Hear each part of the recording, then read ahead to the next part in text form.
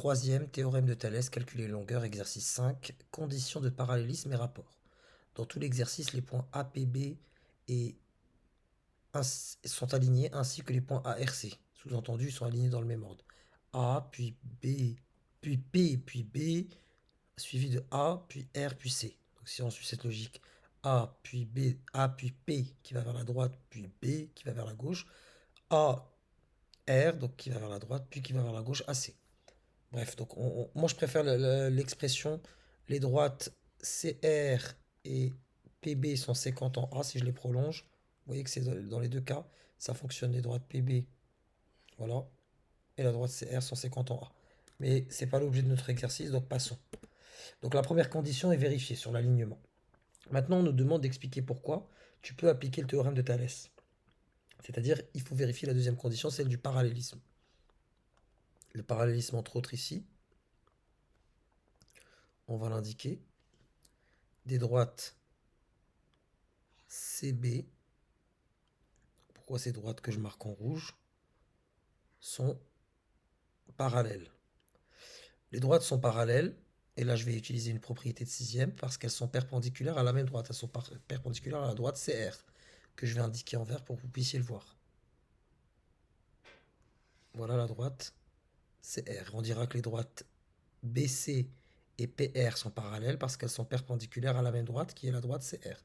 Rédigeons-le. Les droites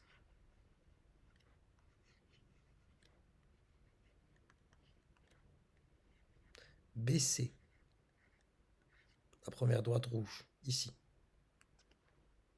et PR, la deuxième droite rouge. Pourquoi elles sont parallèles? Sont parallèles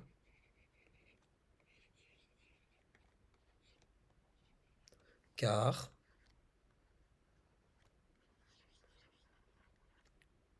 elles sont, elles sont comment? Elles sont perpendiculaires, on voit un angle droit là et un angle droit là. À la droite verte, elles sont perpendiculaires. Perpendiculaires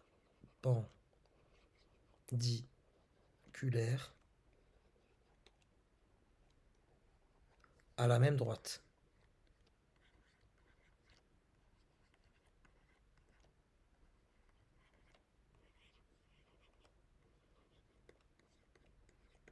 Voilà. Donc question classique du brevet. Justifie que les droites sont parallèles. Pas la peine d'aller chercher la réciproque du théorème de Thalès en premier lieu. Vérifiez quand même que vous n'avez pas affaire à deux droites qui sont perpendiculaires à la même droite. Passons au deuxième cas de figure. Qu'est-ce qui nous permettrait d'affirmer ici que les droites BC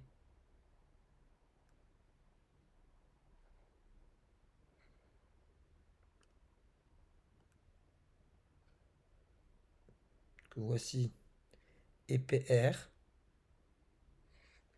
sont parallèles par rapport au codage de la figure?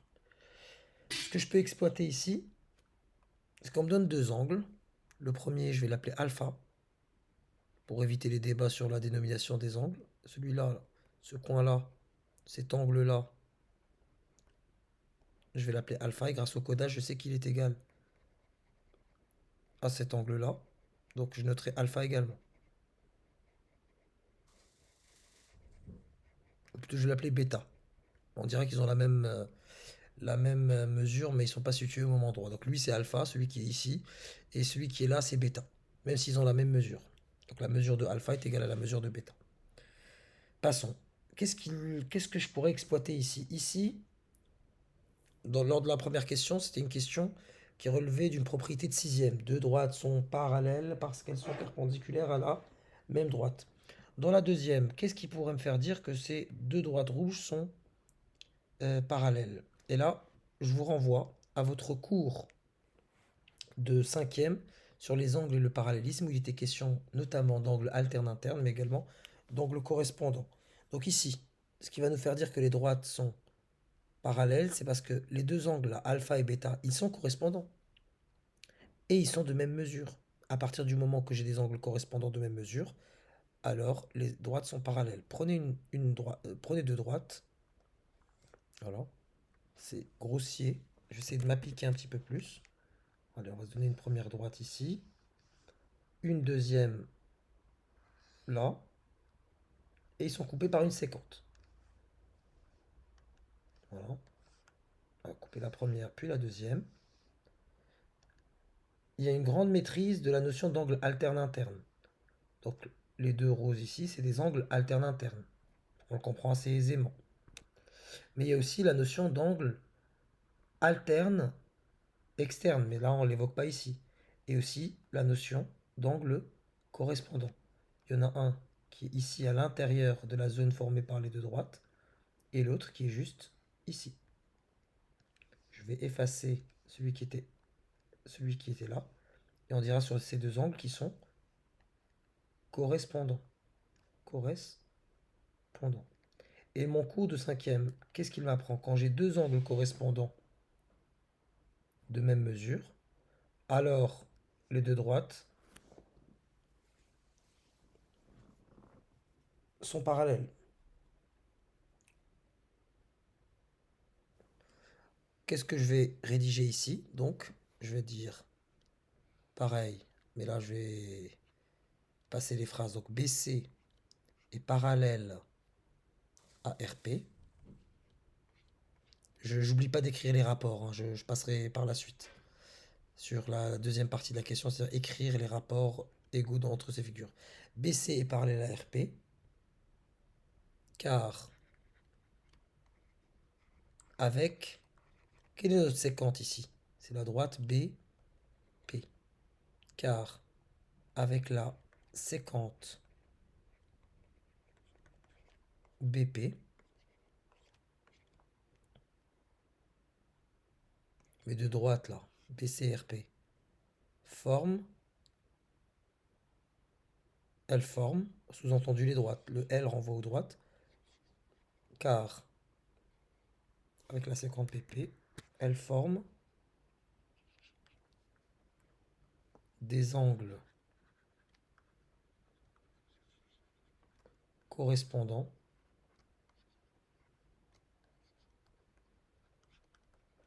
de même mesure. Cette question peut tomber sous sa version d'angle correspondant ou d'angle alterne interne. Ces deux angles, ces deux secteurs que je viens de colorier sont alternes internes. Alterne parce que quand il y en a un qui est à droite, l'autre il est à gauche. Et interne parce qu'ils sont à l'intérieur de la zone délimitée par les deux droites. Passons maintenant au rapport. L'égalité des rapports. Donc une fois que les conditions sont vérifiées, ce que je vais faire, c'est que je vais écrire une énième fois une égalité de rapport. Je vais effacer ce qu'il y a ici. Maintenant que l'alignement est vérifié et que les droites sont bien parallèles, on va écrire les rapports. Pour le premier, configuration classique, donc j'ai AR sur AC, AR sur AC, égale AP sur AB, AP sur AB, qui est égal à RP sur CB. RP sur CB. Et pour le deuxième,